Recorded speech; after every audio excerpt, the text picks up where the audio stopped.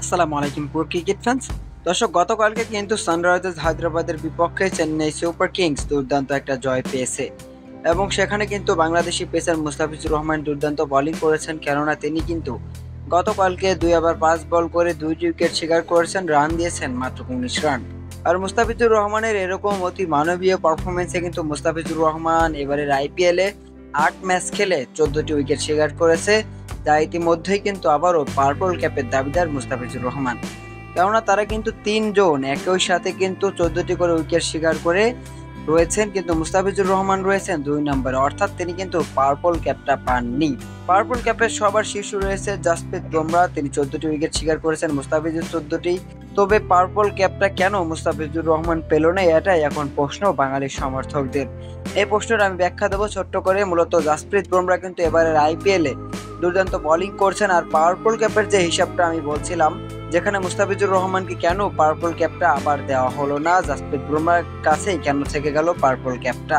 মূলত পার্পল ক্যাপের যে নিয়মটা আছে সেই নিয়মটা হলো, যখন 2-3 জন বোলার সমান উইকেট নিয়ে শীর্ষে থাকবে তখন কিন্তু ওই বোলারদের ইকোনমি রেট হিসাব করা হবে, অর্থাৎ কে কত ওভারে কত রান খরচ করেছে এই হিসাবটা করা হবে। তারপরে যার ইকোনমি রেট ভালো থাকবে সেই কিন্তু পার্পল ক্যাপের দাবিদার হবে। মূলত এটাই হলো পার্পল ক্যাপের নিয়ম। তো এখন জাসপ্রীত বুমরাহ কিন্তু এবারের আইপিএলে 36 ওভার বল করেছেন, রান খরচ করেছেন 239, যার ইকোনমি রেট হলো 6.63। এবং মুস্তাফিজুর রহমান কিন্তু 30 ওভার 2 বল করেছেন এবং রান খরচ করেছে কিন্তু 296 রান, তার ইকোনমি রেট হলো 9.75। তো বুঝতেই পারছেন জাসপ্রীত বুমরাহ থেকে কিন্তু অনেক অনেক বেশি পিছিয়ে আছে মুস্তাফিজুর রহমান এই জায়গাতে। আর ঠিক এই জন্যই কিন্তু মুস্তাফিজুর রহমানকে পার্পল ক্যাপটা দেওয়া হয়নি, পার্পল ক্যাপটা জাসপ্রীত বুমরাহর কাছেই রয়ে গিয়েছে। তবে হ্যাঁ, মুস্তাফিজুর রহমানের সামনে কিন্তু এখনো দারুণ সুযোগ রয়েছে, কেননা আগামী 1 মে মুস্তাফিজুর রহমানের চেন্নাই সুপার কিংস মাঠে নামবে কিংস 11 পাঞ্জাবের বিপক্ষে।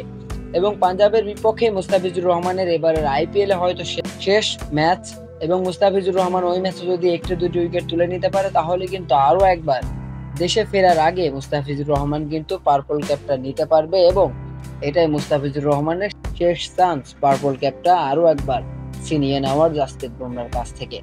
তো দর্শক, আপনার কাছে কি মনে হয়, মুস্তাফিজুর রহমান কি পারবে আরো একবার পার্পল ক্যাপটা জাসপ্রীত বুমরাহর কাছ থেকে ছিনিয়ে নিতে?